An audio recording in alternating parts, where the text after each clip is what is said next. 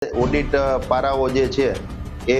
અમારા જ્યારે અમે ઓડિટ માંગ્યું ત્યારે એમાં તમામ ઓડિટ પારાઓ છે, જેમાં શાખાવાઇઝ પારાઓ છે. એમાં અમે જોતા જે આ ગંભીર પારાઓ છે એ અમારી સામે આવ્યા હતા અને એનો અમે સમયાંતરે અભ્યાસ કરી અને લોકોને જે આ સિસ્ટમ ખરાબ સિસ્ટમ છે, ભ્રષ્ટાચારી સિસ્ટમ છે, એનાથી મુક્તિ મળે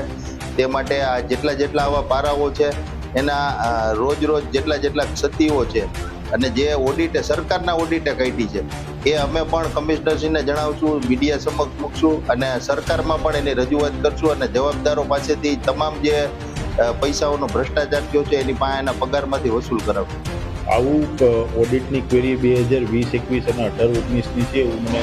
જાણવા મળ્યું છે, પરંતુ ત્યારની ઓડિટની ક્વેરીના જે કંઈ ઓડિટના પારાઓ આવ્યો હોય, ઓડિટના જવાબ પણ થઈ ગયા હોય અને અન્યથા જવાબ ન થયા હોય તો અધિકારી વિરુદ્ધ પગલાં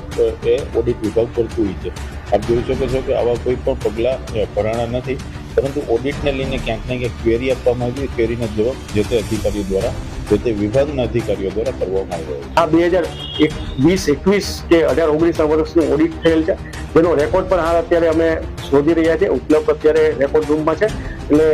હાલ તો હું જે મારે ધ્યાનમાં છે એ પ્રમાણે હું કહું છું કે રૂટીન પ્રક્રિયા પ્રમાણે ઓડિટનું